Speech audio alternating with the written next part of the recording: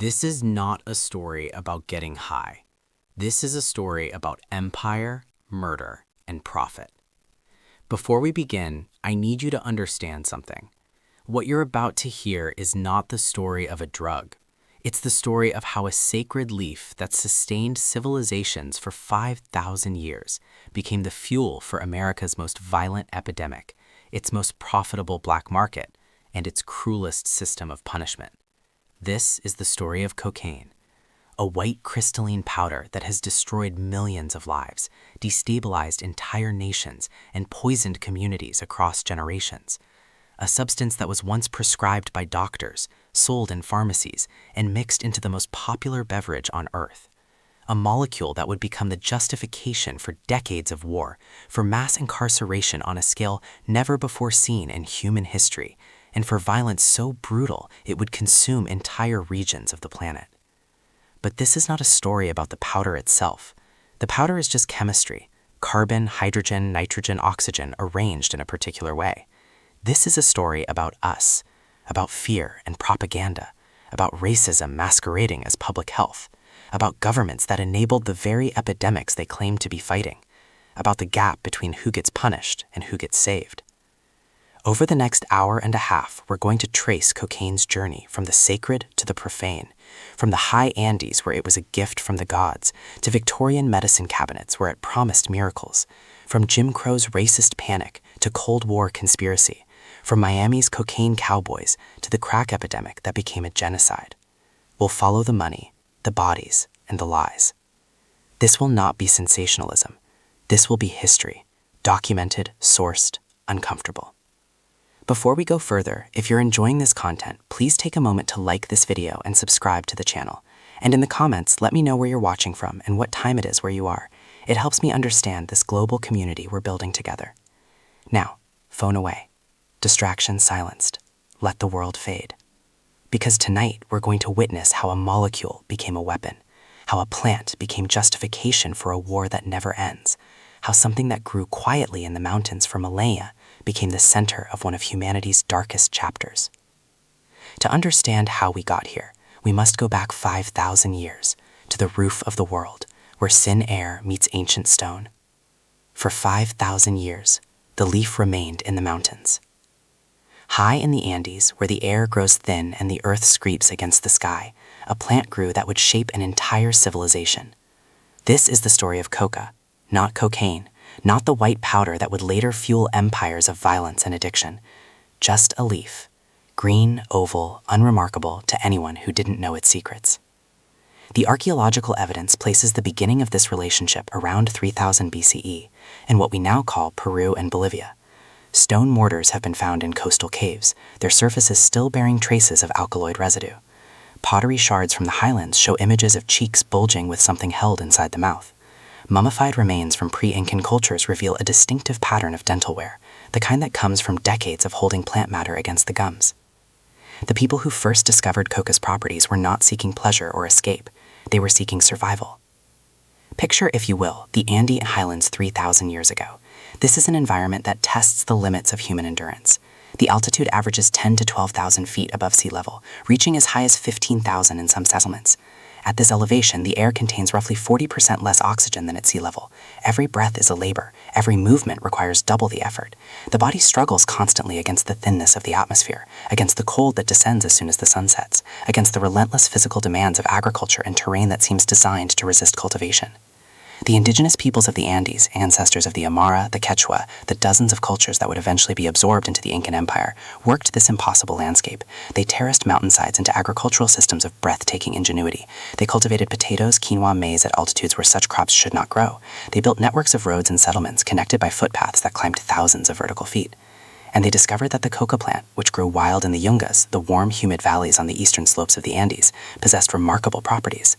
When the leaves were picked fresh, dried in the sun, and then chewed slowly with a small amount of lime, something extraordinary happened. The lime, typically made from crushed cheese shells or burned limestone, is alkaline.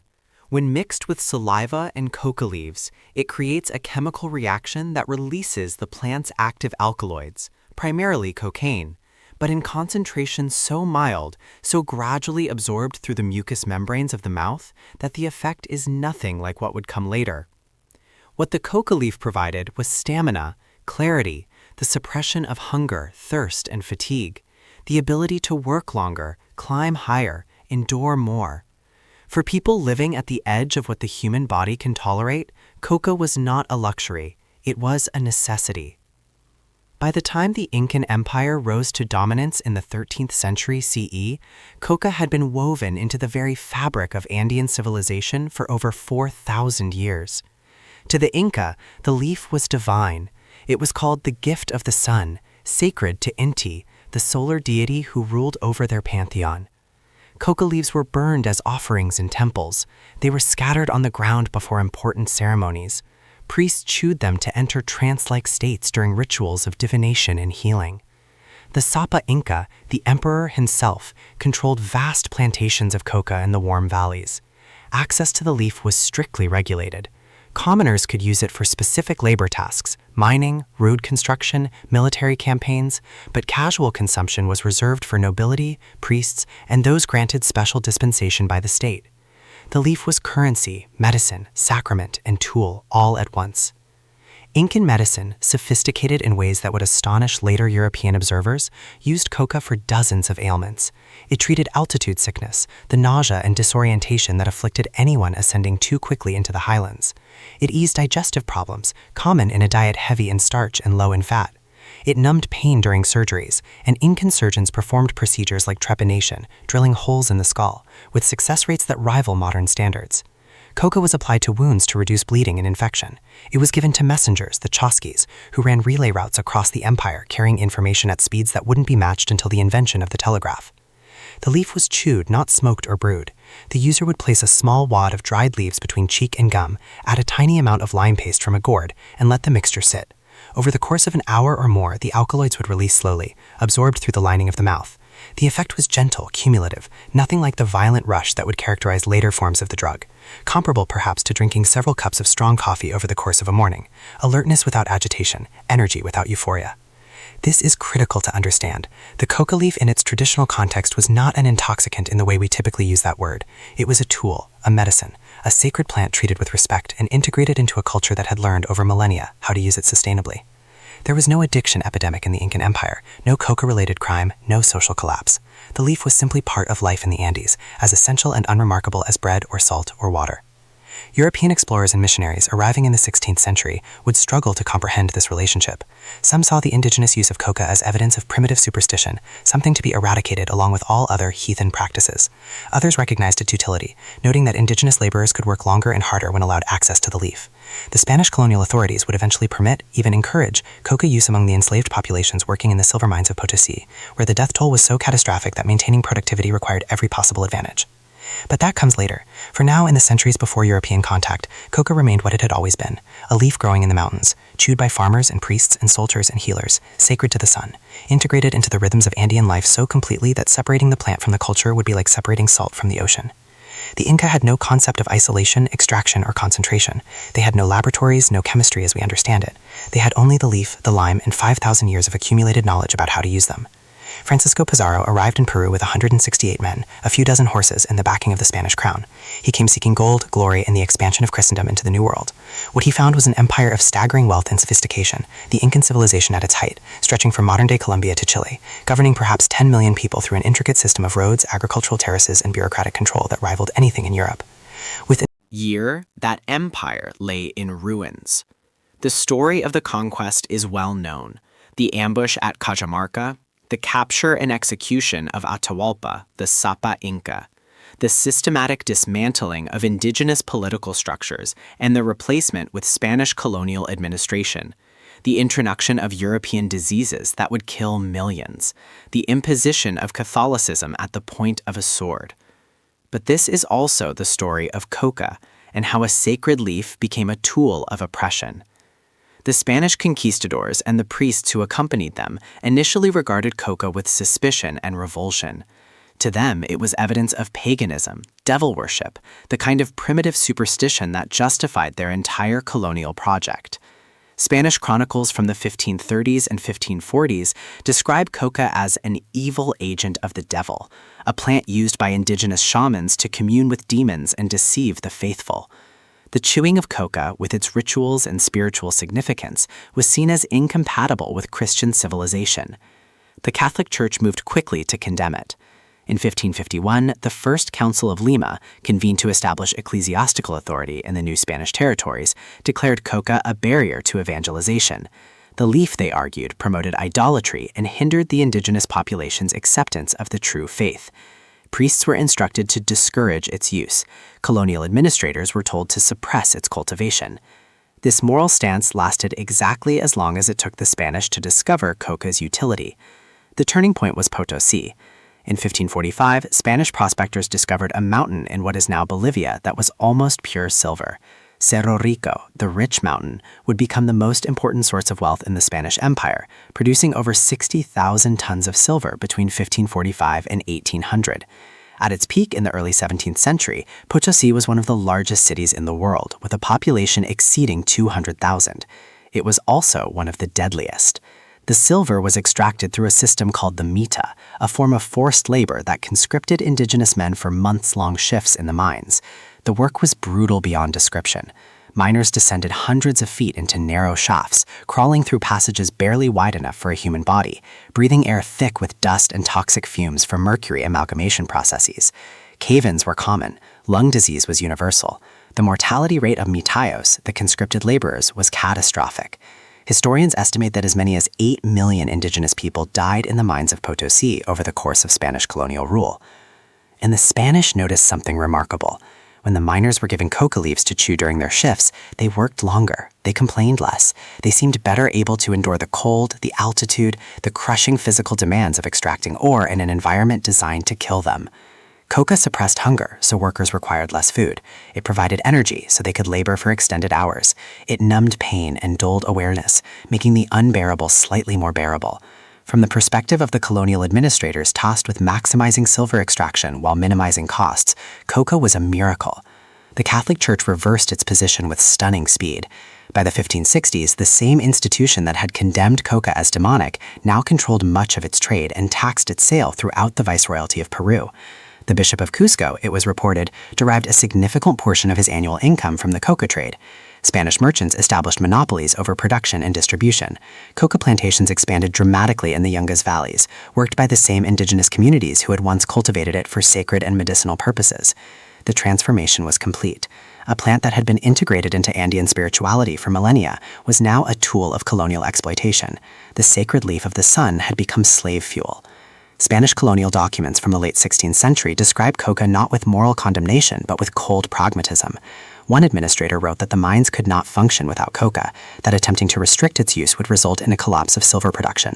Another noted that indigenous workers given coca rations were, quote, more obedient and less likely to flee. The leaf was distributed as payment, doled out in measured quantities to keep the labor force functional but dependent. For the indigenous populations of Peru and Bolivia, the colonization of coca mirrored the colonization of their land, their labor, and their lives. What had once been a choice, when to use the leaf, how much, in what context, became a necessity imposed from above.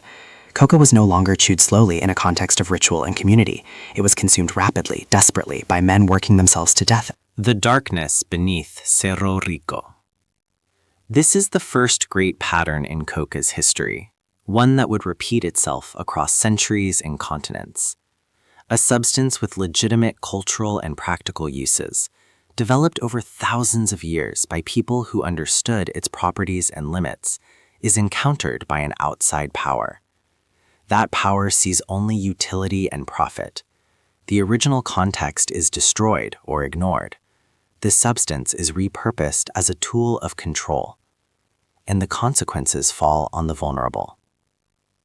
This was the age of alkaloid chemistry, a golden era of pharmaceutical discovery, when chemists learned to isolate the active compounds hidden inside medicinal plants. In 1804, a German pharmacist named Friedrich Serturner had extracted morphine from the opium poppy, creating the first pure alkaloid ever isolated. It was revolutionary. For the first time, physicians could administer precise doses of a powerful medicine instead of relying on crude plant preparations with unpredictable potency. Codeine followed in 1832, atropine in 1833, caffeine, quinine, strychnine. One by one, the octave principles of nature were being captured, purified, bottled. Coca was next. In 1855, a German chemist named Friedrich Gaedke obtained a shipment of dried coca leaves from South America. Working in his laboratory in Göttingen, Gaedke applied the extraction techniques that had proven successful with other plants. He crushed the leaves, soaked them in alcohol, filtered the solution, and subjected it to a series of chemical separations. What he obtained was a crude yellowish paste that he called erythroxylene, named after Erythroxylum coca, the plant's botanical classification. The substance was impure, unstable, difficult to work with, but it was active. When Gaedke tested it on himself, a common practice among 19th century chemists, he reported a sensation of heightened energy and euphoria, unlike anything he had experienced before. 4 years later, another German chemist perfected the process. Albert Niemann, working on his doctoral thesis at the University of Göttingen under the supervision of Friedrich Wöhler, one of the most prominent chemists of the era, refined Gaedke's extraction method. Niemann developed a process that yielded a pure white crystalline powder with a bitter taste and remarkable stability. He presented his findings in his 1860 dissertation, titled On a New Organic Base in the Coca Leaves, and gave the substance its enduring name, cocaine. Niemann described the compound's effects with scientific precision and barely concealed excitement. Applied to the tongue, it caused numbness. Consumed in small quantities, it produced wakefulness, mental clarity, and a suppression of hunger and fatigue. He noted its potential applications in medicine, but died shortly after completing his research, never witnessing what his discovery would unleash.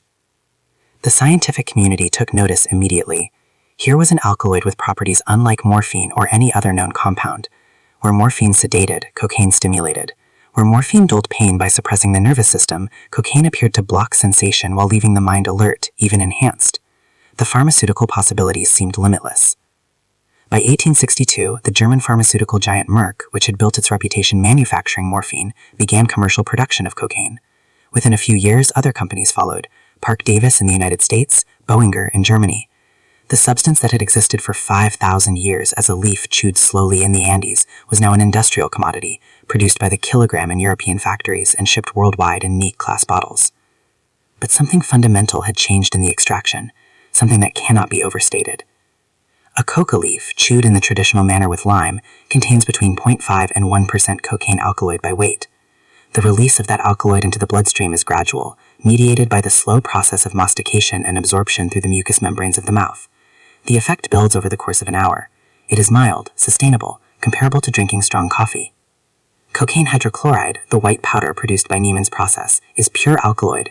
When consumed, whether snorted, injected, or dissolved and drunk, the concentration hitting the brain is 200 times greater than what the leaf provides.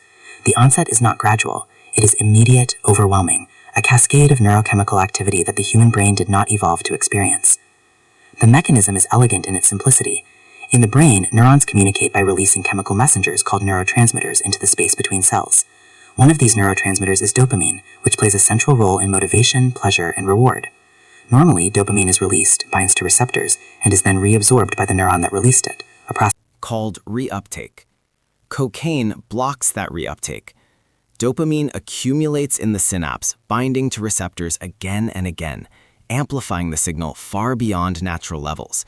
The result is euphoria, energy, confidence, a sense of invincibility.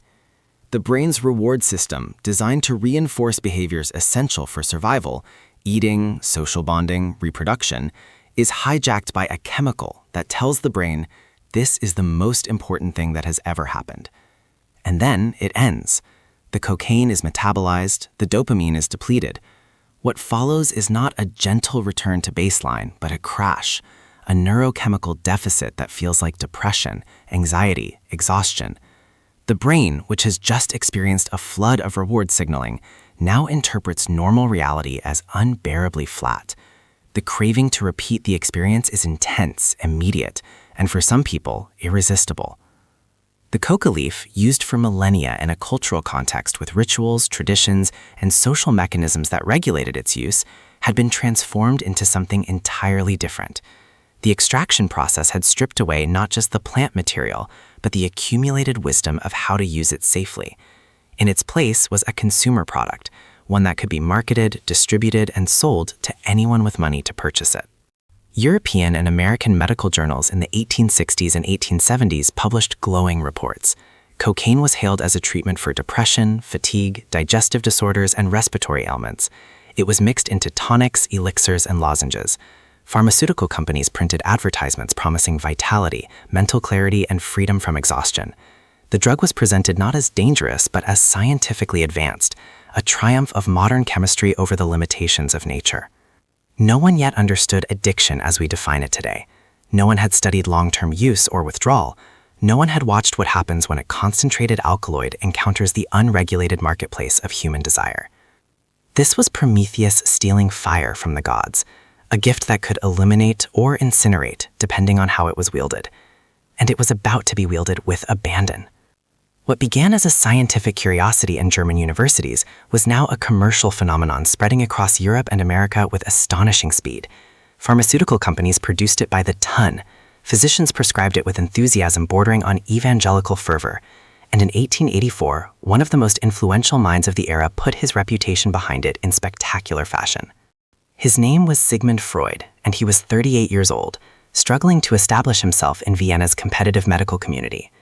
Freud had heard about cocaine through medical journals and obtained a sample from the Merck pharmaceutical company. He began experimenting on himself, documenting the effects with meticulous detail. What he experienced convinced him he had discovered something revolutionary. In July 1884, Freud published an essay titled Über Coca, On Coca, a passionate endorsement of cocaine as a medical miracle. He described the drug as a cure for depression, fatigue, digestive disorders, and sexual dysfunction. He claimed it could treat morphine addiction by substituting a supposedly safer stimulant for a dangerous sedative. He wrote that cocaine produced exhilaration and lasting euphoria with no negative after effects, that it made users more productive, more articulate, more capable in every way. Freud didn't just recommend cocaine to his patients, he used it himself regularly. He sent samples to his fiancée, Martha Bernays, urging her to take small doses for her health. He mailed cocaine to friends and colleagues across Europe. In his letters from this period, he wrote with unchecked enthusiasm about the substance's transformative power, claiming it made him feel invincible, productive, capable of working through the night without fatigue. The medical establishment listened. Freud was not yet the founder of psychoanalysis, but he was a respected neurologist, and his endorsement carried weight. Within months, cocaine was being prescribed across Europe and the United States for an astonishing variety of ailments. The breakthrough that legitimized cocaine in mainstream medicine came in September 1884, just weeks after Freud's essay appeared. Karl Kohler, a young ophthalmologist and colleague of Freud's in Vienna, discovered that cocaine could be used as a local anesthetic in eye surgery. Until that moment, operations on the eye required either general anesthesia, dangerous and imprecise, or restraining conscious patients while they experienced excruciating pain. Kohler found that a few drops of cocaine solution applied to the surface of the eye rendered it completely numb within seconds, allowing surgeons to operate on fully conscious patients who felt nothing. The implications were staggering. Kohler presented his findings at an ophthalmologic conference in Heidelberg, and within weeks, surgeons worldwide were using cocaine for eye operations, dental procedures, throat surgeries, and any medical intervention requiring localized pain relief. For the first time in history, doctors could perform delicate operations without causing agony. Cocaine was hailed as one of the great medical advances of the century. Pharmaceutical companies seized the opportunity. Parke-Davis, the American drug manufacturer, launched an aggressive marketing campaign that would be unthinkable by modern standards. Their advertisements claimed cocaine could supply the place of food, make the coward brave, the silent eloquent, and render the sufferer insensitive to pain. They sold cocaine in multiple forms: powder for insufflation, solutions for injection, lozenges for oral use. Medical catalogs offered cocaine kits, complete with syringes and detailed instructions. By the 1890s, cocaine was everywhere. It was sold over the counter in drugstores without prescription or regulation. Cocaine-laced wines promised to restore vitality. Cocaine cigarettes claimed to soothe throat irritation and cure respiratory ailments. Nasal sprays containing cocaine were marketed for hay fever and sinus congestion. Cocaine toothache drops were advertised specifically for children, with illustrations of smiling infants and reassurances to worried parents that the product was perfectly safe. Medical journals published studies describing cocaine as a treatment for exhaustion, melancholy, alcoholism, and what was then called neurasthenia, a catch-all diagnosis for nervous disorders and chronic fatigue. Prominent physicians wrote articles praising its effects. One doctor claimed cocaine made surgical patients more cooperative and less likely to complain. Another suggested it could cure the morphine habit by providing an alternative form of relief. There were no warnings about addiction, no longitudinal studies on long-term use, no regulatory agencies overseeing pharmaceutical marketing, no concept of controlled substances or prescription requirements. The prevailing attitude was one of unbridled pharmaceutical optimism, a belief that modern chemistry had finally unlocked nature's secrets and rendered them safe for human consumption. This was the age of patent medicines, when anyone could bottle a mixture of alcohol, opiates, cocaine, and cannabis, slap a label on it claiming it cured everything from tuberculosis to marital discord, and sell it through the mail. The Food and Drug Administration did not yet exist. Consumer protection laws were non-existent. If a product poisoned people, that was unfortunate, but it was not illegal. Cocaine fit perfectly into this landscape. It was perceived not as a dangerous intoxicant, but as modern medicine, a product of scientific progress. The fact that it came from a plant used by indigenous South Americans for thousands of years was conveniently forgotten. In the eyes of European and American consumers, cocaine was not folk medicine or primitive tradition. It was industrial chemistry, advanced pharmacology, the triumph of Western science over the crude remedies of the past. But beneath the enthusiasm, cracks were beginning to appear. Freud's own experience would provide the first warning sign, though he was slow to recognize it. Among the friends to whom Freud had enthusiastically recommended cocaine was Ernst von Fleischler-Marxall, a physiologist and one of Freud's closest colleagues. Fleischler-Marxall was suffering from chronic pain due to a thumb infection that had required multiple surgeries, and he had become dependent on morphine for pain relief.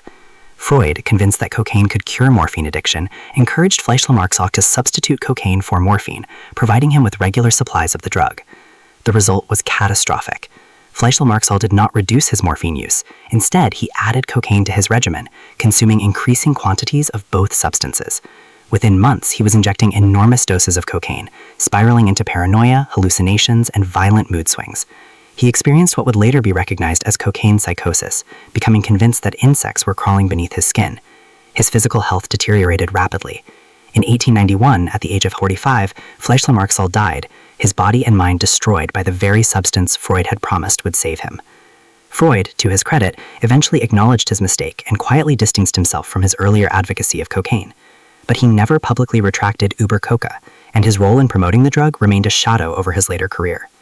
Other cases began to emerge. Patients who had been prescribed cocaine for minor ailments found themselves unable to stop using it.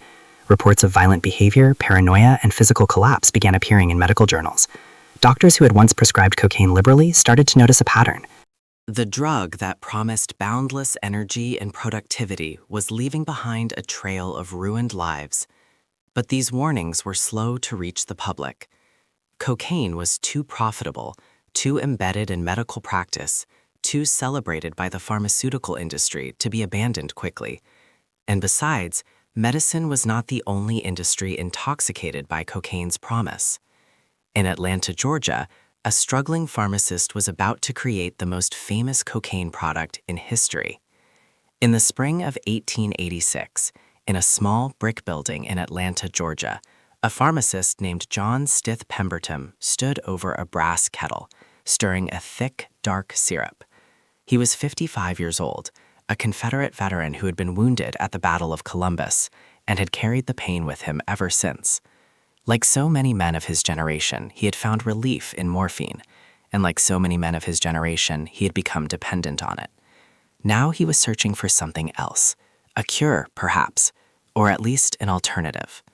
What he created that day would become the most recognizable product on Earth. Pemberton called his invention Pemberton's French wine coca. It was a nerve tonic, a patent medicine in the grand tradition of 19th century American pharmacology. The formula was simple but potent.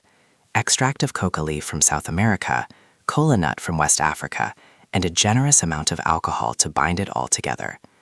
The coca provided cocaine, the cola provided caffeine, the alcohol provided everything else that Americans in the 1880s believed they needed to get through the day. This was not unusual.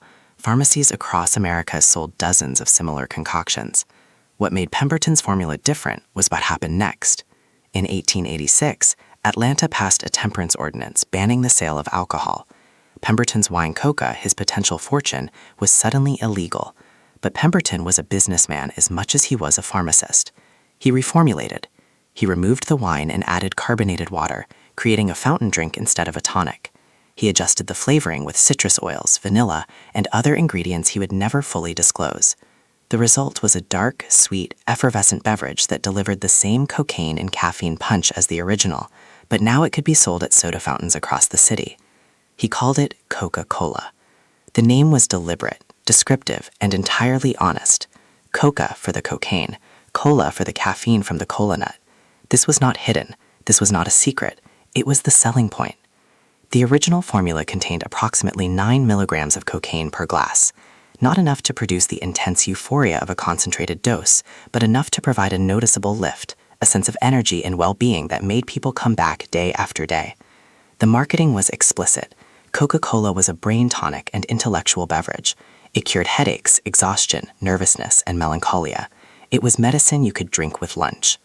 Pemberton sold the rights to Coca-Cola in 1888, 2 years before his death. The new owner, Asa Griggs Candler, understood something that Pemberton had only glimpsed. This was not just a medicine. This was a product that could be sold to everyone, everywhere, all the time. And it was. By the 1990s, Coca-Cola was being sold at soda fountains across the American South. It was marketed to children as a refreshing treat, to housewives as a remedy for afternoon fatigue, to workers as an energizing pick-me-up, to businessmen as a respectable alternative to alcohol. The cocaine was not hidden in fine print or whispered about in back rooms.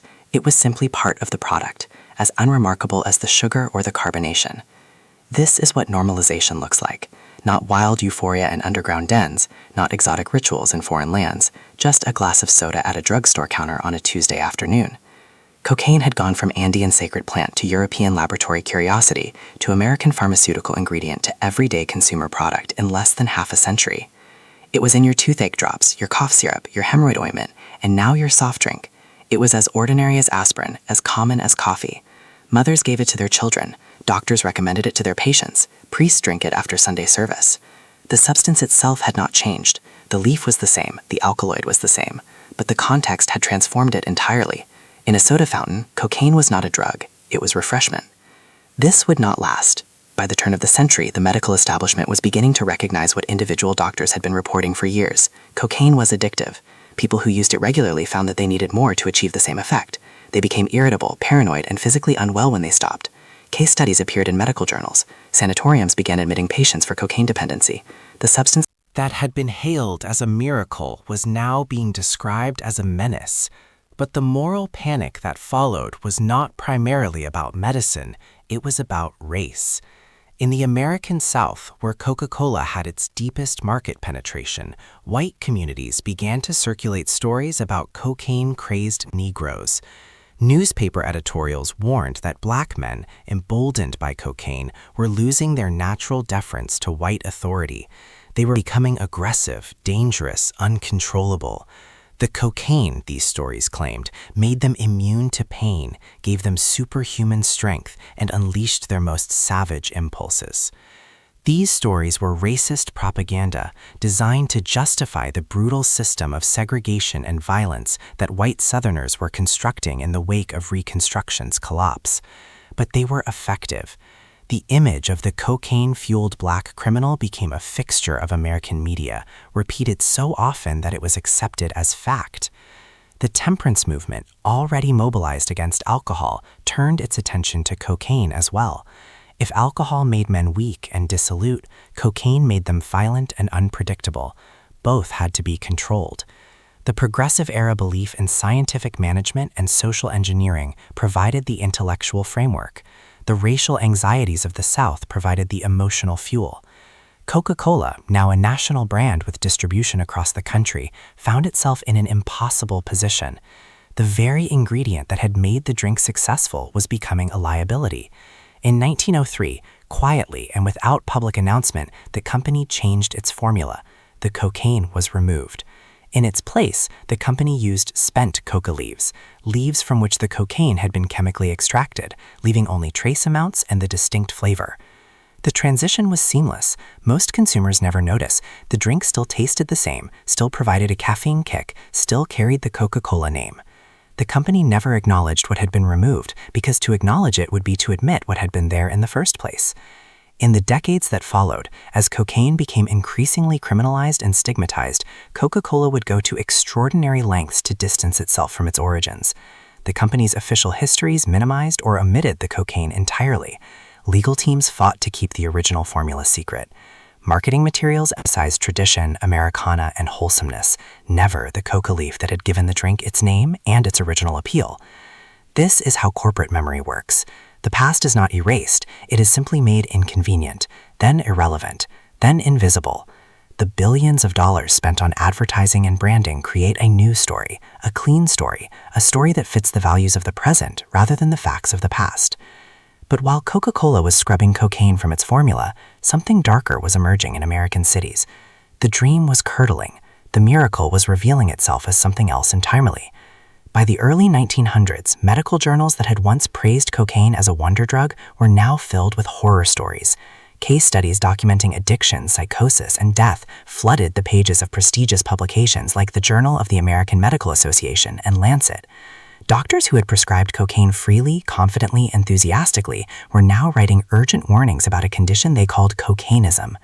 The substance of a promise to cure morphine addiction was creating addicts of its own, and the destruction was swift, total, and terrifying. The symptoms were unlike anything the medical establishment had encountered before. Patients reported paranoid delusions, believing they were being watched, followed, persecuted by invisible enemies. They experienced vivid hallucinations, seeing things that were not there, hearing voices that spoke only to them. But the most disturbing symptom, the one that appeared again and again in medical literature, was formication, the sensation of insects crawling beneath the skin. Patients would scratch themselves raw, digging into their own flesh with fingernails and knives, trying to remove the imaginary parasites. Doctors called them cocaine bugs. The patients called them real. The violence was equally disturbing. Cocaine, which had been marketed as a tonic for nervousness and exhaustion, was producing the opposite effect in chronic users. They became erratic, unpredictable, explosive. Mild-mannered professionals transformed into rage-filled strangers. Society elites descended into paranoid madness. Performers who had used cocaine to enhance their stage presence collapsed mid-performance, their hearts giving out under the strain. The transformation from confident user to desperate addict could happen in months, sometimes weeks. The physical toll was devastating and visible. Those who snorted cocaine regularly developed perforations in their nasal septum, the cartilage separating the nostrils, literally dissolving under repeated exposure. Their noses collapsed inward, creating grotesque disfigurements that marked them as cocaine users as clearly as any scarlet letter. But the internal damage was worse. Heart attacks struck young, healthy individuals without warning. Strokes left promising careers and brilliant minds permanently damaged. Seizures could begin suddenly, violently, lethally. The cardiovascular system, pushed beyond its limits by repeated cocaine use, simply failed. Sigmund Freud, who had championed cocaine so enthusiastically in the 1880s, went conspicuously silent. His friend Ernst von Fleischl-Marxow, the colleague Freud had tried to cure of morphine addiction with cocaine, had descended into a nightmare of combined dependency. Fleischl-Marxow began injecting massive doses of cocaine, sometimes consuming an entire gram in a single day, a dose that would have killed most users. He experienced terrifying hallucinations, including visions of white snakes coiling around his body. He died in 1891, destroyed by the cure Freud had prescribed. Freud himself had narrowly escaped addiction, recognizing the compulsive pattern developing in his own use and stopping abruptly. He never again wrote publicly about cocaine's benefits. The omission was damning. The medical community was beginning to understand the pharmacology, the mechanism of destruction. Cocaine floods the brain with dopamine, the neurotransmitter associated with pleasure, reward, and motivation. The euphoria is immediate and intense, but it is also unsustainable. When the cocaine wears off, dopamine levels plummet, leaving the user in a state of crushing depression, exhaustion, and anhedonia, the inability to feel pleasure from anything. The only relief is more cocaine, and so the cycle begins. But each dose requires more cocaine to achieve the same effect. Tolerance builds rapidly. The dopamine system, overstimulated and depleted, becomes less responsive. What began as occasional use becomes daily use, becomes hourly use, becomes constant use. The intervals between doses shrink, the doses increase. The user is no longer seeking euphoria, but simply trying to feel normal, to function, to escape the unbearable depression that follows each high. This was humanity's first encounter with a pure, concentrated, industrially produced stimulant. There were no cultural guardrails, no traditional wisdom about dosage or frequency, no rituals to constrain use. The coca leaf had been chewed in the Andes for thousands of years without creating the kind of addiction epidemic now sweeping through Western cities. But the coca leaf contained many alkaloids, many compounds that moderated cocaine's effects. The leaf had to be chewed, slowly releasing small amounts of the active ingredient into the bloodstream. The industrial extraction process removed all of that. It isolated the single most potent alkaloid, concentrated it, and delivered it in forms, powder, injection, concentrated tonics, that hit the brain with overwhelming force. This was industrial chemistry meeting human neurology, without mediation, without restraint, without understanding. The casualties mounted. Famous actors and actresses, celebrated for their performances, destroyed themselves in private. Doctors who had prescribed cocaine to their patients became addicts themselves, ruining their practices and their reputations.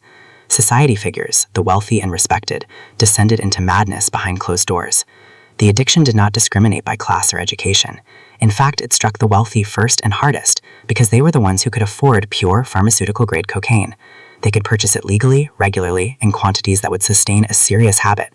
The working class, the immigrants, the communities of color that would later be demonized for cocaine use were not yet the primary users. That would come later.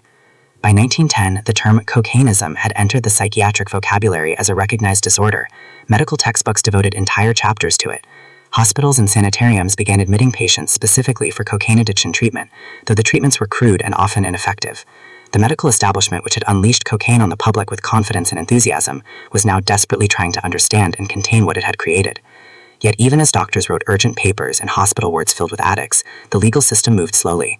Cocaine remained legal, available, and largely unregulated through the first decade of the 20th century. It could still be purchased in drugstores, still found in patent medicines, still prescribed by physicians. The gap between medical reality and legal response was vast. The knowledge existed, the evidence was overwhelming, but the machinery of prohibition had not yet been constructed. That machinery was coming, but its architects would not be driven primarily by medical science or public health concerns. They would be driven by something older, something more primal, something more dangerous than any drug. But cocaine's fall from grace was not just about medicine. It was about race, fear, and the birth of modern drug prohibition. This is where the story stops being about science and starts being about power. This is where tragedy becomes policy. This is where the architecture of American drug law reveals itself not as public health intervention, but as something far older and far more sinister, a weapon of racial control dressed in the language of protection. In the first decade of the 20th century, as cocaine addiction ravaged wealthy white communities in northern cities, a different narrative was taking shape in the American South. In the newspapers of Georgia, Alabama, Mississippi, and South Carolina, editors began publishing stories about a new menace, the cocaine-crazed Negro.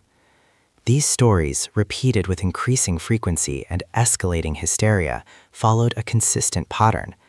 Black men, emboldened by cocaine, were losing their natural deference to white authority.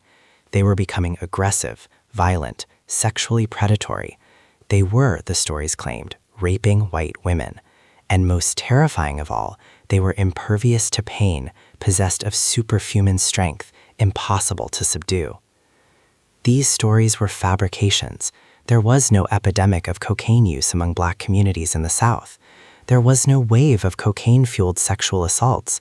There was no evidence that cocaine provided superhuman abilities or immunity to bullets. But the truth was irrelevant.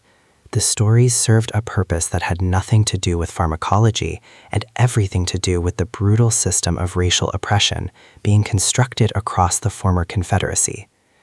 This was the era of Jim Crow, the decades following the collapse of Reconstruction, when Southern states systematically dismantled the civil rights gains of the post-Civil War period. Through violence, intimidation, legal manipulation, and pseudo-scientific racism, white Southerners were creating an apartheid system as complete and cruel as any in the world. Black Americans were stripped of voting rights, segregated into separate and inferior facilities, denied economic opportunity, and subjected to constant threat of lynching. The system required justification. It required a narrative that explained why such brutality was necessary, why such oppression was moral. Cocaine provided that narrative. In 1910, Dr. Hamilton Wright, the United States Opium Commissioner, testified before Congress. His words would echo through a century of drug policy.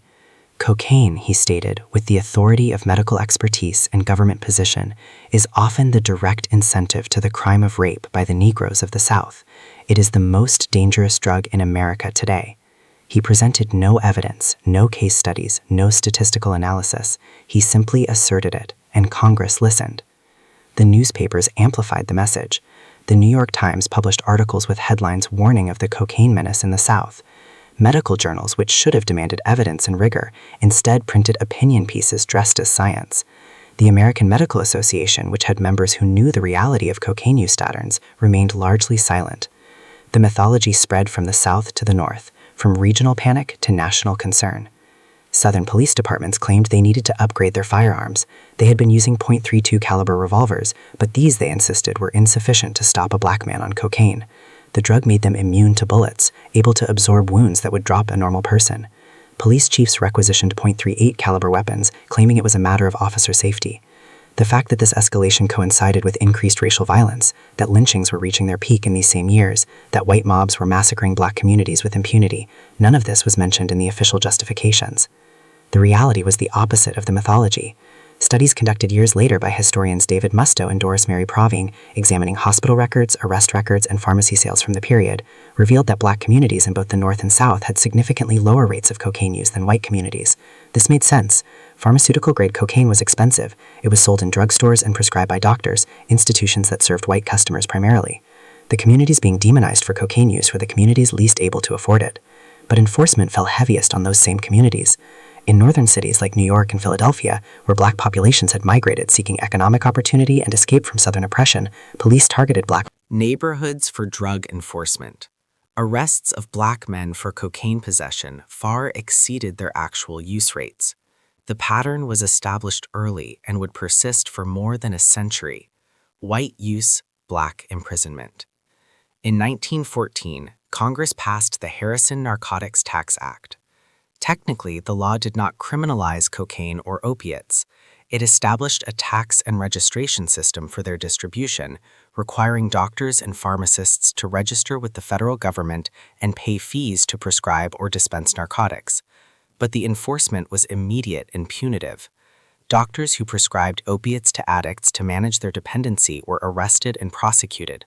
Pharmacists who dispensed cocaine without the proper documentation faced prison. The practical effect was prohibition. The law was presented as a public health measure, a progressive-era reform designed to protect Americans from dangerous substances. But the testimony that secured its passage, the newspaper coverage that created the political will for it, the enforcement priorities that followed it, all of this revealed the actual purpose. This was Jim Crow by another name.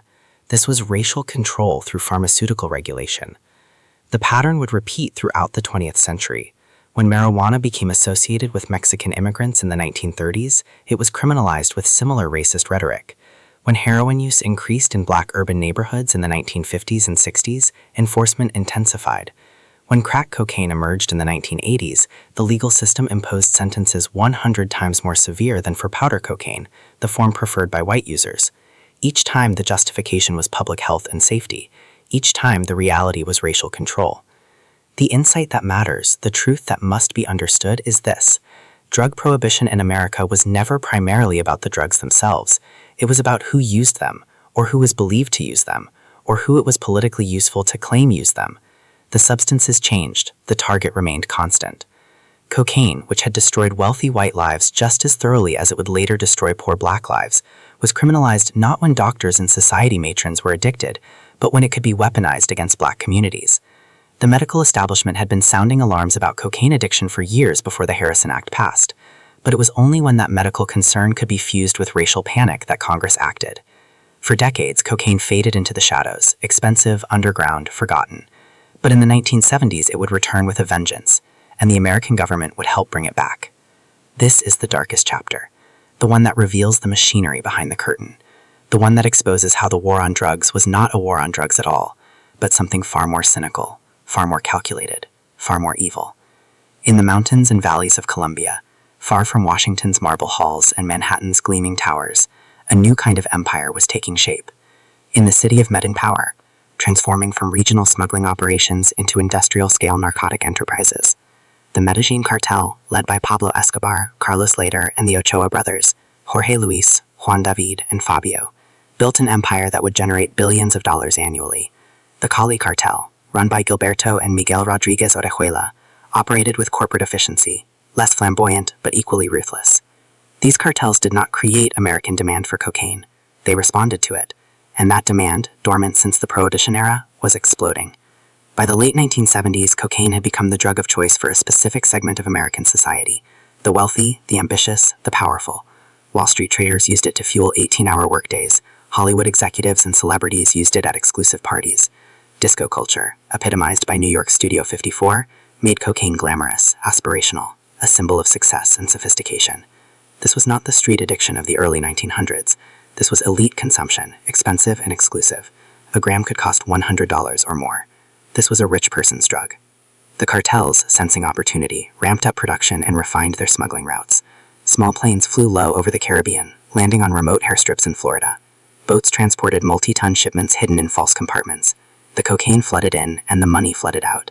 Billions of dollars, creating a narco-economy that would destabilize entire nations. But the cartels did not operate in a vacuum, and this is where the story becomes something else entirely.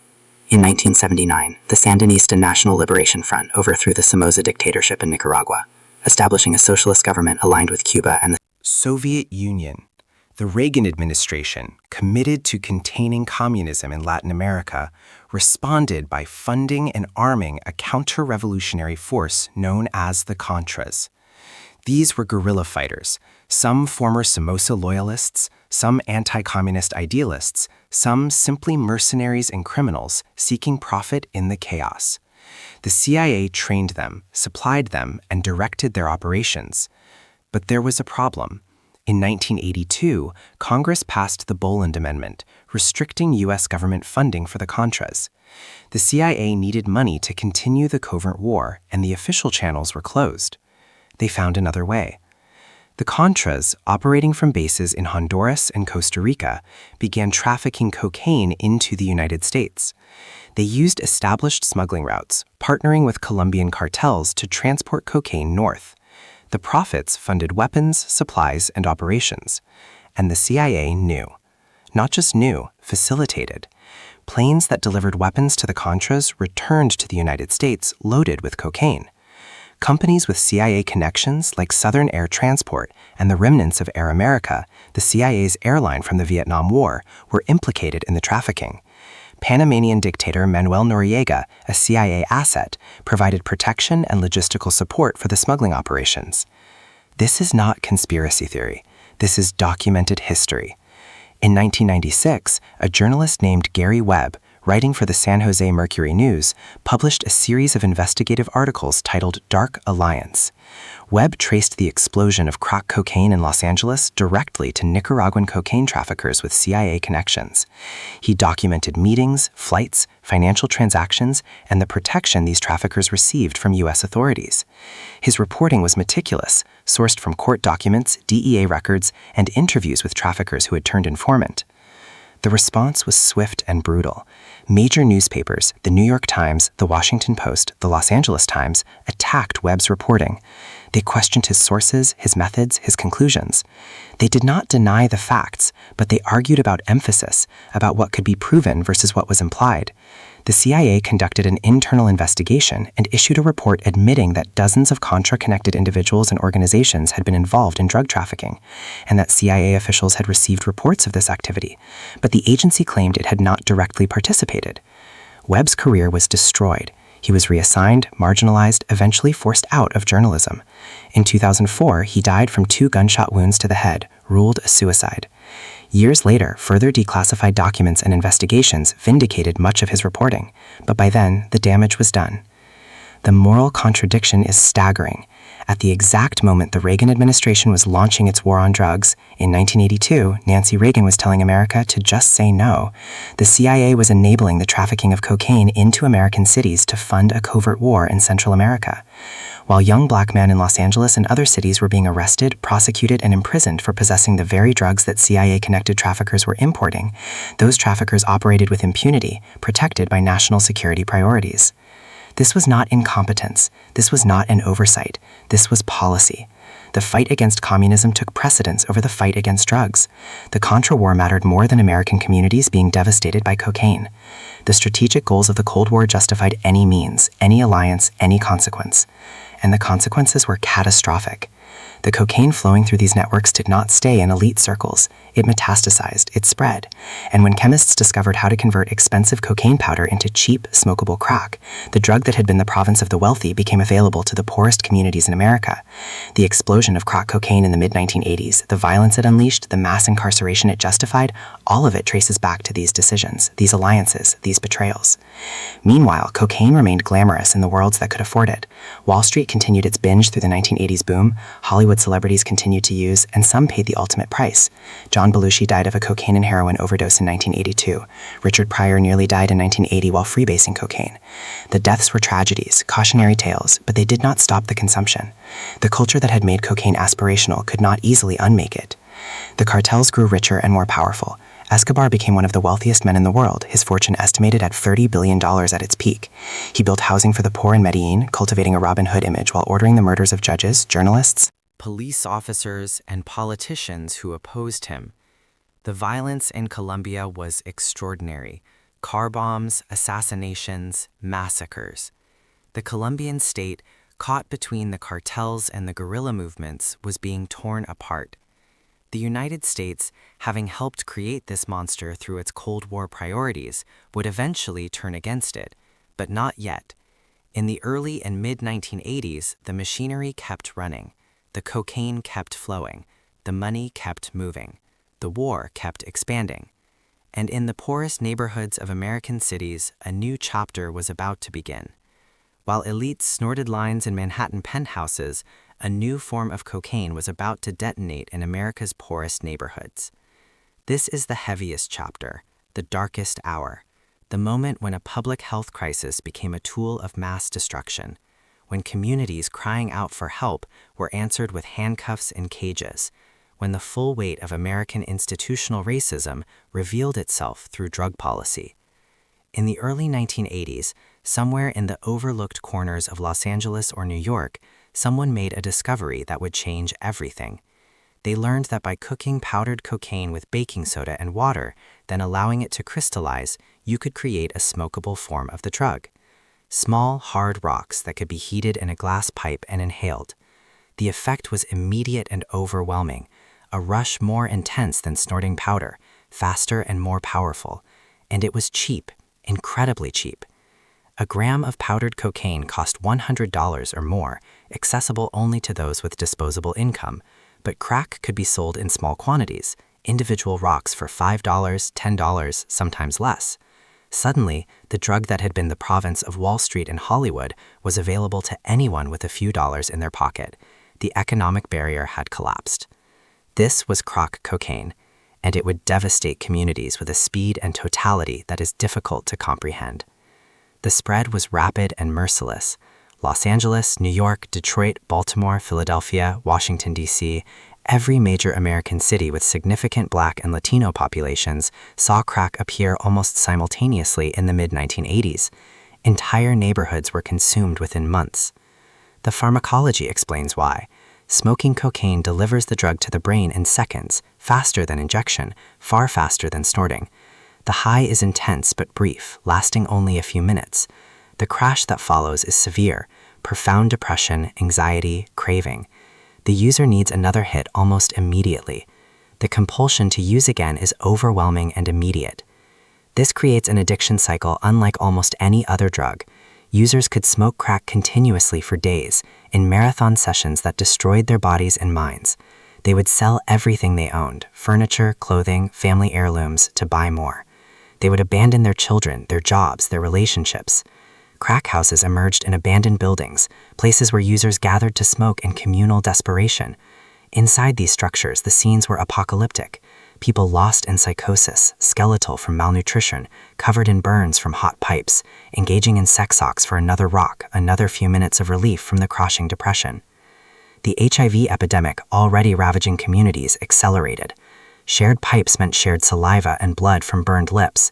The sex for drugs economy meant unprotected encounters, survival sex work, rape, exploitation. Women traded their bodies for crack. men traded their dignity.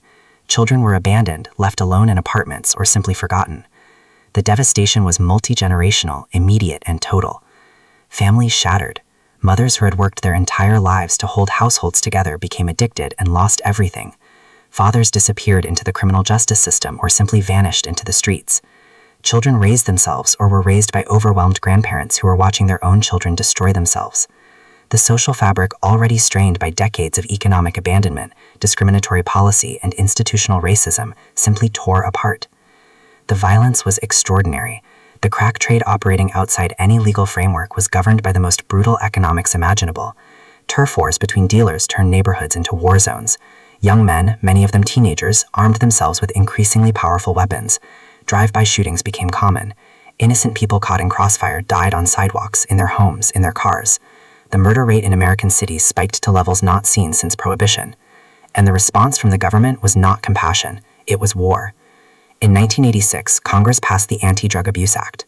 The law established mandatory minimum sentences for drug offenses, including a provision that would become the most explicitly racist. Sentencing policy and modern American law. Possession of 5 grams of crack cocaine triggered a mandatory 5-year federal prison sentence. To receive the same sentence for powder cocaine, you needed to possess 500 grams, a 100-to-1 disparity. This was not accidental. This was not an oversight. This was deliberate policy designed with full knowledge of its racial implications. Crack was used predominantly in black urban communities. Powder cocaine was used predominantly by white suburban and urban professionals. The sentencing disparity ensured that black Americans would be incarcerated at vastly higher rates than whites for using essentially the same drug in different forms. The media amplified the hysteria. News coverage of the crack epidemic presented black communities as war zones, black users as subhuman addicts beyond redemption, black dealers as violent predators. The term crack baby entered the lexicon, describing infants born to mothers who used crack during pregnancy. These children, the coverage claimed, would be permanently damaged, violent, unable to feel empathy or love. The predictions were apocalyptic and, as later research would show, almost entirely false, but the narrative served its purpose. Politicians, both Democrats and Republicans, competed to prove who was toughest on crime. The term super predator was coined to describe young black men, particularly those involved in the drug trade. They were portrayed not as children of communities in crisis, not as victims of policy failure and economic abandonment, but as irredeemable monsters who needed to be locked away permanently. Presidential candidates spoke of them with a dehumanization that echoed the racist propaganda of earlier eras. The Reagan and Bush administrations responded to the crack epidemic not with treatment, not with economic investment, not with community support, but with militarized policing. SWAT teams conducted no-knock raids, breaking down doors in the middle of the night, terrorizing families, arresting anyone present regardless of their actual involvement in drug activity. Stop and frisk policies gave police carte blanche to search and detain black and Latino men without cause. Entire communities were subjected to occupation-level policing. At the same time, funding for addiction was slashed. The Reagan administration committed to reducing government spending on social programs, cut federal support for drug treatment centers, mental health facilities, and community health programs. The message was clear. If you use crack, you are a criminal, not a patient. You deserve prison, not help. The statistics reveal the magnitude of the destruction. Between 1980 and 2000, the incarceration rate for black Americans quadrupled.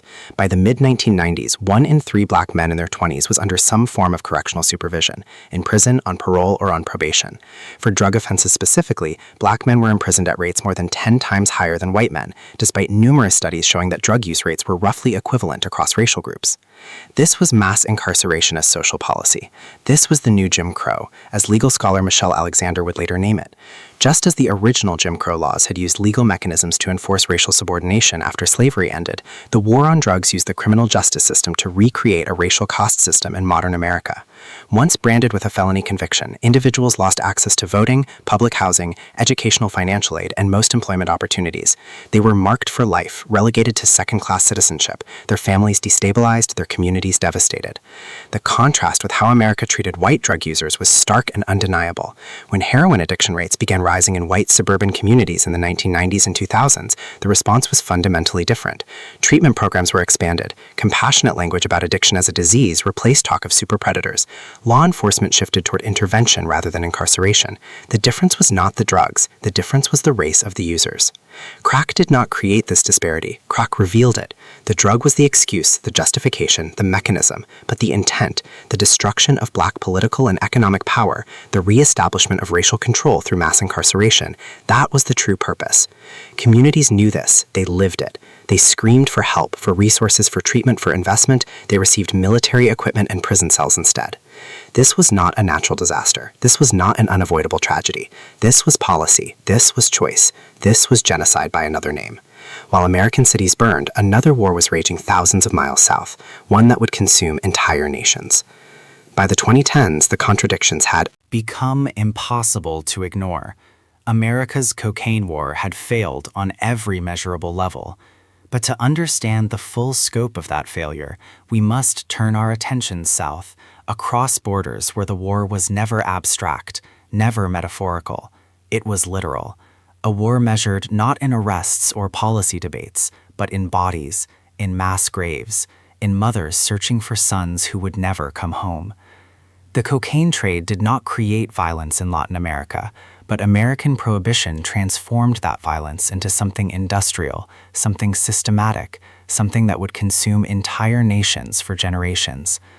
Let us begin in Colombia, in the 1980s, when a man named Pablo Escobar decided that the state itself was his enemy. Escobar was not simply a drug trafficker. By the mid-1980s, he was one of the wealthiest men on earth, worth an estimated $30 billion. His Medellin cartel controlled roughly 80% of the cocaine flowing into the United States. But wealth was not enough. Escobar wanted legitimacy. He wanted political power. When the Colombian government refused to grant it, when they began cooperating with American extradition requests, Escobar declared war. Not a metaphorical war, an actual war. Between 1984 and 1993, the Medellin cartel waged a campaign of narco-terrorism that brought Colombia to its knees. They assassinated presidential candidates, including Luis Carlos Galán in 1989, a reformist senator who had been the frontrunner in the upcoming election. They murdered judges by the dozens, more than 50 in a single year. They killed journalists, police officers, politicians, and anyone who dared speak against them. In 1989, they bombed Avianca Flight 203, killing all 107 people aboard, in an attempt to assassinate a single presidential candidate who wasn't even on the plane. The message was clear: oppose us and you die. Your family dies. Everyone dies. The violence was not random, it was strategic. Escobar understood that prohibition had given him leverage that no legal businessman could ever possess. The cocaine was worth so much, the profits so astronomical, that he could afford to wage war against an entire government.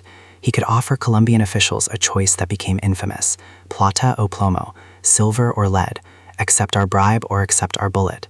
Many took the silver. Entire police departments, military units, judicial officials, all corrupted by money that flowed like a river from the streets of Miami and Los Angeles back to the mountains of Colombia. The state began to fracture under the weight of narco dollars and narco violence. In 1993, Pablo Escobar was finally killed by Colombian security forces on a rooftop in Medellin. The world celebrated. The American government declared victory. But the violence did not stop. It metastasized. The fall of the Medellin cartel created a power vacuum. The Cali cartel rose to take its place, more sophisticated, more business-minded, but no less brutal. When the Cali cartel fell in the mid-1990s, the cocaine trade fractured into smaller, more agile organizations, and crucially, it moved north, into Mexico. Mexican cartels had always been involved in the drug trade, primarily as transporters moving cocaine across the U.S. border. But as Colombian cartels weakened, Mexican organizations seized control of the entire supply chain. They became not just smugglers, but producers, distributors, and enforcers. The Sinaloa cartel, led by Joaquin El Chapo Guzman, became perhaps the most powerful criminal organization in the Western Hemisphere. The Juarez cartel controlled key border crossings. The Gulf cartel dominated the eastern routes. And the Zetas, originally an elite military unit that defected to work for the cartels, brought a level of tactical brutality that shocked even hardened observers. What followed was carnage on a scale that defies comprehension. Between 2006 and 2020, conservative estimates place Mexico's death toll from cartel violence at over 300,000 people. 300,000. That is more than the total number of American combat deaths in World War II. These were not soldiers. They were journalists investigating corruption. They were police officers who refused bribes. They were rivals, informants, bystanders, and increasingly they were civilians caught in territorial wars between cartels fighting for control of smuggling routes worth billions. The violence was not just deadly, it was performative, designed to terrorize. Beheadings became common. Bodies were hung from bridges as warnings. Mass graves were discovered across the country, hundreds of victims buried in unmarked pits. In 2014, 43 students from Ayotzinapa were kidnapped by police working for a cartel, murdered, and their bodies burned and dumped. To this day, many have not been found. In Ciudad Juarez, a city of 1.5 million on the U.S. border, the femicide rate became one of the highest in the world. Hundreds of women, factory workers, students, mothers, disappeared, murdered, discarded. The cartels had created an atmosphere of such total impunity that violence against women became endemic, a dark shadow economy of trafficking and exploitation that thrived in the chaos. The economics behind this horror are staggering. The U.S. cocaine market is worth an estimated $80 billion annually. In some regions of Latin America, cocaine is worth more than oil, more than any legal commodity. Prohibition creates what economists call a risk premium. The illegal nature of the product inflates its price exponentially. A kilogram of cocaine that costs $2,000 to produce in Colombia can sell for $30,000 or more on American streets. That profit margin makes violence not just possible, but rational. When a single shipment is worth tens of millions of dollars, it becomes economically viable to kill anyone who threatens it, to bribe entire police forces, to wage war against rival cartels for control of smuggling corridors. Prohibition did not create greed or violence, but it made both infinitely more profitable. And here is the bitter, unforgivable truth that haunts this entire history. American demand, American prohibition, but Latin American bodies. Picture, if you will, the contradiction. In a suburb of Los Angeles, a party, cocaine is passed around discreetly, consumed in bathrooms, laughed about the next morning. A recreational indulgence, a victimless crime, they tell themselves. Meanwhile, in a village in Sinaloa, a mother searches for her son who disappeared 3 days ago. She will find him in a mass grave with 40 others, all executed, all discarded like refuse. The cocaine snorted in Denver, in New York, in Miami, every gram traveled a route paved with blood. But the people who consumed it never saw the violence. They were insulated by borders, by privilege, by the simple fact that prohibition exported the consequences of American drug policy to nations that had no voice in creating it. This is not to absolve the cartels. Their cruelty is their own. But the system that made them so powerful, so wealthy, so unaccountable, that system was designed in Washington, D.C. The war on drugs was never fought on American soil. It was outsourced. American politicians declared war, and Latin American countries bled for it. Entire governments were corrupted. In some regions, it became impossible to distinguish between state and cartel. Police chiefs were on the payroll. Military units worked as enforcers. Politicians took orders from narcos. The Mexican government estimates that at the height of the violence, cartels had infiltrated nearly every level of law enforcement in certain states. The institutions meant to protect citizens became the very instruments of their terrorization. And the United States? It continued to demand prohibition, continued to fund militarized enforcement, continued to consume cocaine in staggering quantities while expressing moral outrage at the violence its policies helped create. By the 2010s, the contradictions had become impossible to ignore. America's cocaine war had failed on every measurable level, and the bill had been paid in Latin American blood. But something else was happening, something quieter, more insidious. The lies that had sustained prohibition for decades were beginning to crumble under the weight of their own absurdity. The public was waking up, slowly, painfully, but waking nonetheless. For the first time in generations, mainstream discourse began to acknowledge what activists and researchers had been screaming into the void for decades. Mass incarceration had failed. The drug war was racist. Treatment worked better than prison. These were not radical propositions. They were observable facts, backed by mountains of data, by human suffering so vast it could not longer be ignored. In 2010, President Barack Obama signed the Fair Sentencing Act, the first significant reform of federal cocaine sentencing in a generation. The law reduced the sentencing disparity between crack and powder cocaine from 100 to 1 to 18 to 1. It was hailed as progress, a victory for justice. And in a sense, it was. Thousands of people would receive shorter sentences because of it. But let us be clear about what this accomplished. The disparity was not eliminated. It was reduced. 18 to 1 still means that a person caught with crack cocaine faces a sentence 18 times harsher than someone caught with the same amount of powder cocaine. The same drug, different form, different punishment. The law acknowledged that the old ratio was indefensible, but it did not go far enough to call it what it was: state-sanctioned racial discrimination. And the system did not stop. People continued to be arrested. Over 1 million drug arrests annually in the United States, year after year. People were still serving life sentences for nonviolent cocaine offenses, their clemency petitions denied, their lives consumed by a punishment that no longer made sense even to those who designed it. Meanwhile, halfway Across the world, a small nation was conducting an experiment that would challenge every assumption underpinning American drug policy. In 2001, Portugal decriminalized all drugs, not legalized, decriminalized.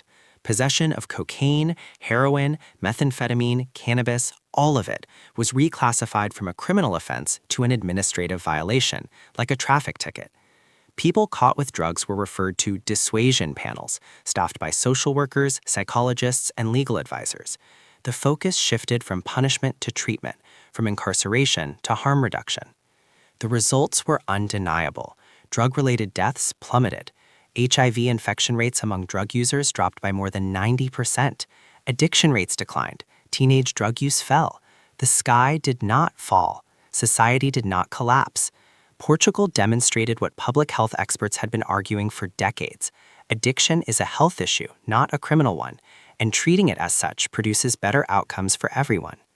But in the United States, the response was muted. Some states experimented with harm reduction, supervised consumption sites, needle exchanges, diversion programs. But federally, cocaine remained Schedule II, a classification reserved for drugs with high potential for abuse but recognized medical use. And cocaine does have medical use.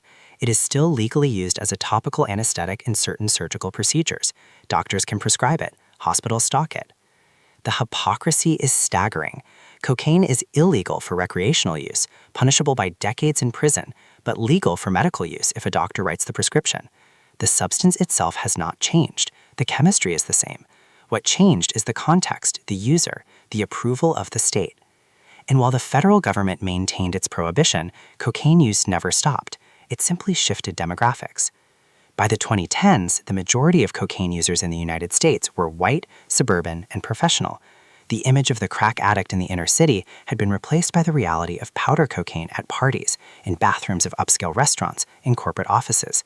The drug had become once again a symbol of affluence and success, just as it had been a century earlier. But enforcement did not shift with usage patterns. Black and brown communities continued to be policed more aggressively, arrested more frequently, sentenced more harshly. White users, statistically the largest demographic, faced minimal legal consequences. The drug war had always been selective, but by the 2010s, the selectivity was so blatant it became a source of dark comedy among those paying attention. The supply side told an equally absurd story. Despite a century of enforcement, despite hundreds of billions of dollars spent on interdiction, despite military interventions and foreign aid and cooperative agreements with Latin American governments, cocaine production was at historic highs. Colombia and Peru, the primary source countries, were producing more cocaine in 2020 than at any point in history. The purity of street cocaine was increasing. The price was dropping. The cartels were more powerful than ever. The Sinaloa Federation, the Jalisco New Generation Cartel, the remnants and successors of organizations that had been dismantled a dozen times, they controlled supply chains that spanned continents. They adapted, innovated, and thrived in the very environment prohibition created.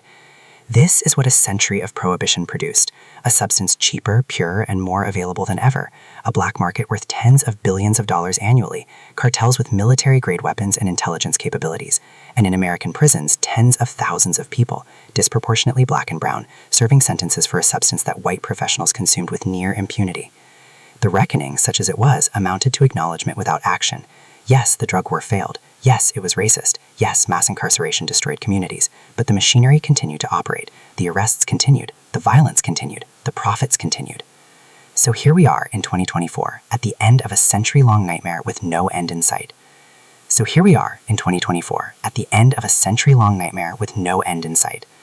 But before we close this history, we must return to where we began, to the substance itself, to the question that has haunted this entire journey.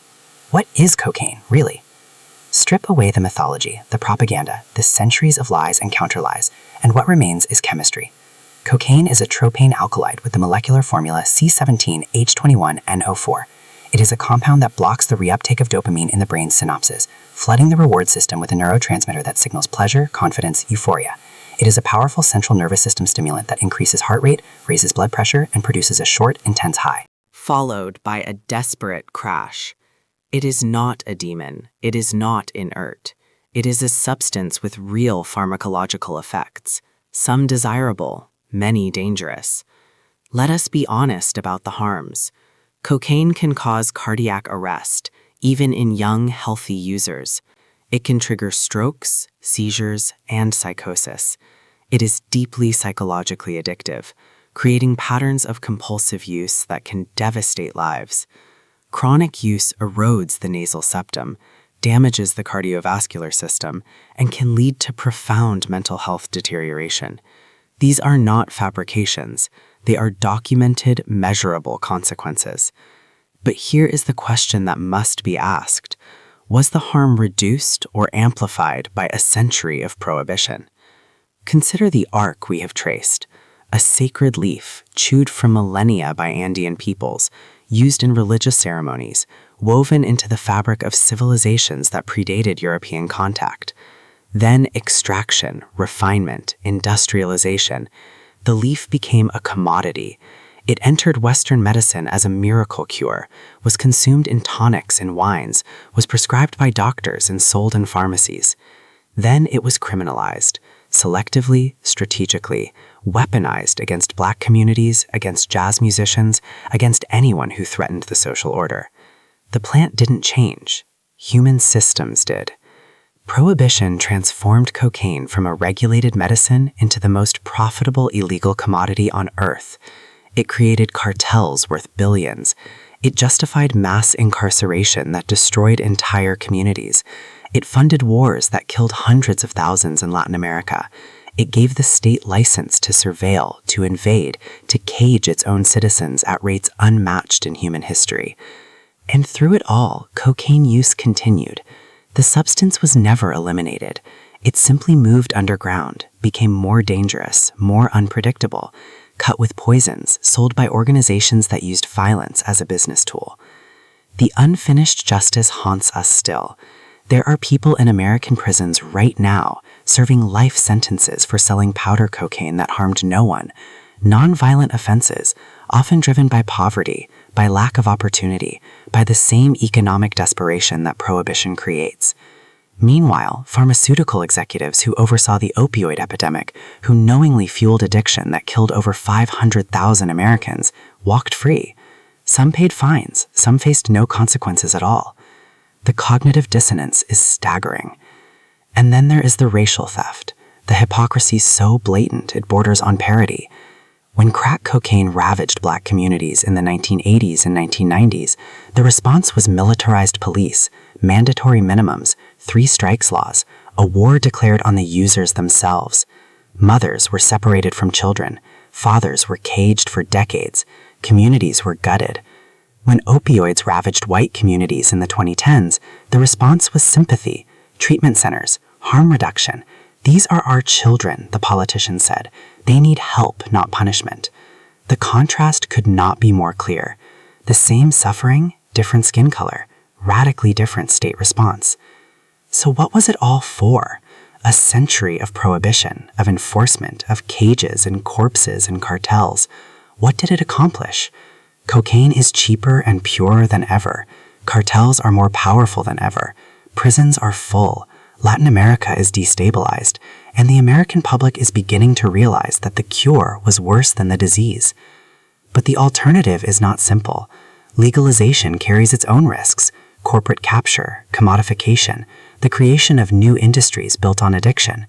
There are no neat answers here, no policy that resolves the contradictions, only choices, each with consequences. And so we return, one final time, to the Andes, to the mountainsides where coca still grows as it has for thousands of years. It is still sacred to some, still chewed by farmers and weavers, still used in ceremonies that predate the Spanish conquest, and it is still exploited, still refined into powder, still shipped north to feed an insatiable demand. The plant is indifferent to all of it. It does not judge, it does not mourn, it simply grows. We are the ones who carry the weight. We carry the history, the trauma, the unfinished business of a century-long war that solved nothing and destroyed so much. The question that remains is not what cocaine is. We know what it is. The question is what we will do with that knowledge. Will we choose memory or amnesia? Justice or convenience? Will we reckon with the lives destroyed, the communities shattered, the nations destabilized? Or will we bury this history again, declare victory, and move on? These are not rhetorical questions. They demand answers, and the answers will shape the next chapter of this story, a chapter that is not yet written.